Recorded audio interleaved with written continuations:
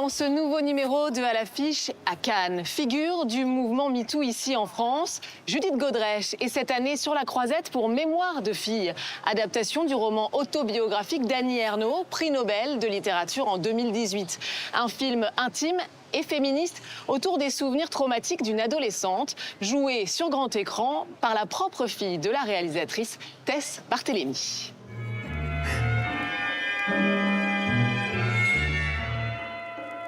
Annie. Merci. Judith Godrèche, bonjour. Bonjour. Merci beaucoup de nous accorder un peu de temps ici, Je vous en prie. à Cannes. Vous adaptez donc Mémoire de fille d'Annie Ernaux. Elle était à vos côtés lors de la projection officielle ici à Cannes. Vous êtes longuement enlacés. Qu'est-ce que vous avez ressenti à ce moment-là? Annie m'a fait confiance en me laissant adapter Mémoire de fille. Et forcément que c'était une des choses les plus importantes pour moi, c'était que le film ne trahisse pas cette confiance. En fait, je voulais absolument qu'à toutes les étapes de la préparation et de l'écriture, enfin en tout cas de la consulter, lui demander son consentement, en tout cas sur... et c'était pas quelque chose de contractuel, mais quelque chose qui était important pour moi parce que c'est un récit autobiographique et évidemment que j'allais pas l'emporter avec moi comme une voleuse et en faire quelque chose qui soit voilà. Donc c'était très émouvant forcément de vivre ce moment-là avec Annie. Donc vous avez beaucoup échangé avec elle pendant justement la fabrication de ce film? Oui, parce que tout d'abord parce qu'évidemment il y a l'ouvrage en lui-même et puis il y a tout ce qui il y a l'entre les lignes, il y a l'histoire se raconte aussi dans ce qui n'est pas écrit. Et il était important pour moi de nourrir le scénario de ces choses-là, de mes conversations avec Annie, et puis de m'instruire, enfin vraiment d'apprendre à la connaître à travers évidemment toute son œuvre. Et il était important pour moi que le film incarne ce qui... par ailleurs, et par essence, n'est pas cinématographique. Par exemple, et entre autres, parce que c'est très important dans le livre, l'absence de consentement. Et justement de comment filmer l'absence de consentement qui n'est pas quelque chose dont on peut se dire qu'on trouverait comme ça la grammaire de la mise en scène. C'est quelque chose à laquelle il faut beaucoup réfléchir pour arriver à raconter quelque chose qui n'existe pas, puisque quand on ne dit ni oui ni non, mais qu'on est saisi, quand on se retrouve dans une situation qui nous échappe et qu'on se retrouve à vivre quelque chose qu'on ne veut pas vivre, mais qu'on ne peut pas formuler, comment ça se filme, ça? Et voilà. C'est très intéressant. Vous aviez d'ailleurs écrit une lettre très forte à Annie Ernaux. Elle a été publiée dans le journal Le Nouvel Observateur. C'était en 2024. Qu'est-ce que son œuvre signifie pour vous en tant que réalisatrice, mais aussi en tant que femme? En fait, c'est justement pour ça que ça me semblait évident qu'aujourd'hui, en 2026, il faut adapter Mémoire de fille, parce que c'est un film qui est une histoire qui se passe en grande partie en 1958, mais qui est absolument actuelle et moderne de manière à la fois tristement moderne, j'ai envie de dire, puisque les questions de violence sexuelle et sexiste et de harcèlement font partie de notre quotidien. Et cette façon dont Annie utilise le jeu dans son œuvre, en fait, son jeu est un nous. Annie s'adresse vraiment à toutes les femmes, à toutes les filles. Et dans le fond, le cinéma est là aussi pour nous faire sentir moins seuls, pour se sentir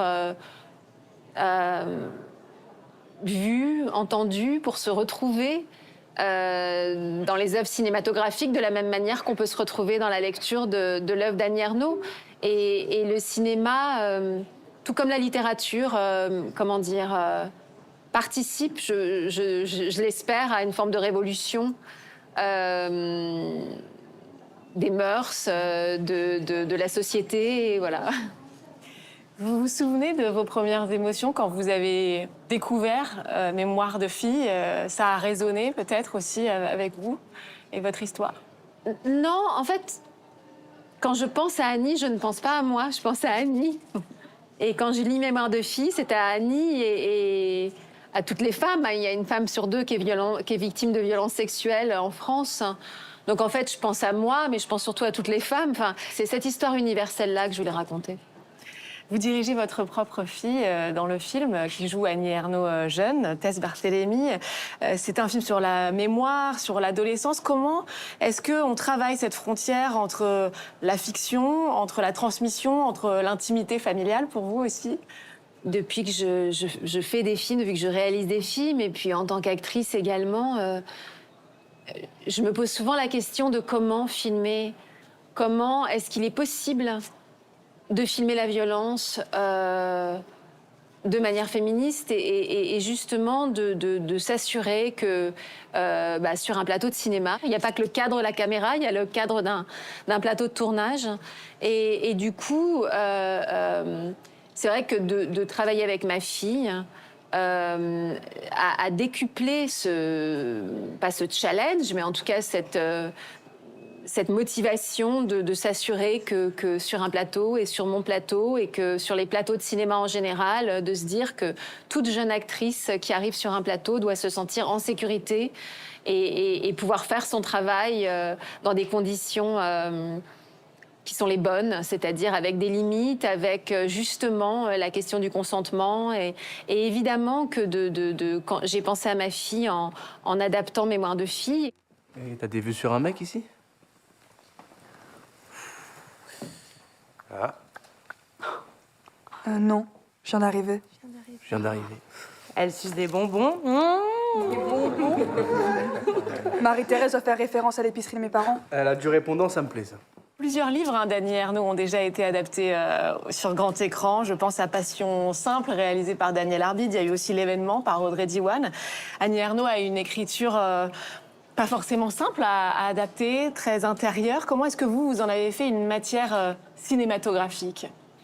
En fait, je me suis posé la question du dialogue d'abord entre les époques, puisque quand Annie écrit Mémoire de fille, elle essaye et veut, et il est absolument primordial, important pour elle, de retrouver la fille de 58, et ce chemin lui coûte.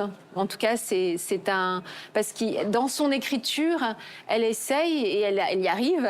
Elle veut être dans le moment où les choses se sont passées. Du coup, la seule solution, c'était qu'on soit tout le temps dans le point de vue du personnage.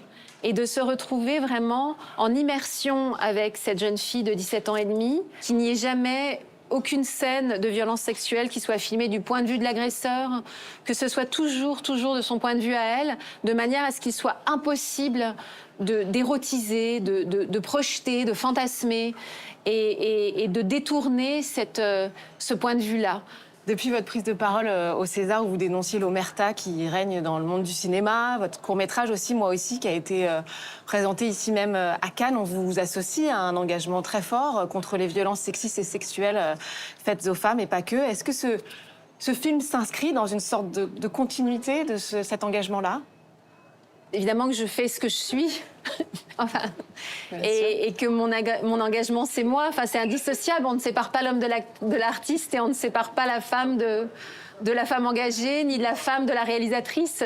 Évidemment que je pense que j'ai ce privilège-là, j'ai accès et j'ai beaucoup de chance d'avoir eu accès à du financement et d'avoir pu réaliser ce film. Et forcément que il me semble indispensable d'utiliser cette plateforme-là pour essayer, à mon humble niveau, de faire avancer les choses. Voilà. Et Cannes vous accompagne dans ce combat-là, puisqu'en 2024, vous avez présenté donc Moi aussi, puis vous aviez eu ce symbole très fort dans la montée des marches, de couvrir votre bouche de votre main pour dénoncer le silence qui entoure justement ces violences sexistes et sexuelles. Pourquoi c'est important qu'un festival comme celui-ci montre et mette en lumière aussi ces moments-là? Il y a quand même énormément de réalisatrices qui utilisent leur art, leurs œuvres pour faire avancer les choses. Je trouve que quand même, et malgré tout, le cinéma et dans l'histoire du cinéma, les œuvres sont là pour dénoncer, pour faire avancer, pour faire la révolution. Et le Festival de Cannes et l'histoire, la grande histoire du Festival de Cannes, c'est aussi un festival qui s'est inscrit dans cette histoire-là, antifasciste. Donc voilà, je pense que tous les festivals, qu'ils en soient conscients ou pas, participent et par moment, eh bien, on met plus l'accent sur un combat ou pas. Mais je pense qu'il y a beaucoup de films engagés cette année au Festival de Cannes, même si peut-être qu'on ne présente pas un film comme étant engagé parce que ça fait peur et que du coup, on le fait autrement, mais le film existe. Vous êtes contente de voir Thelma et Louise sur l'affiche du festival? Oui. Merci beaucoup, Judith Godrèche. Bravo pour votre film. Merci beaucoup.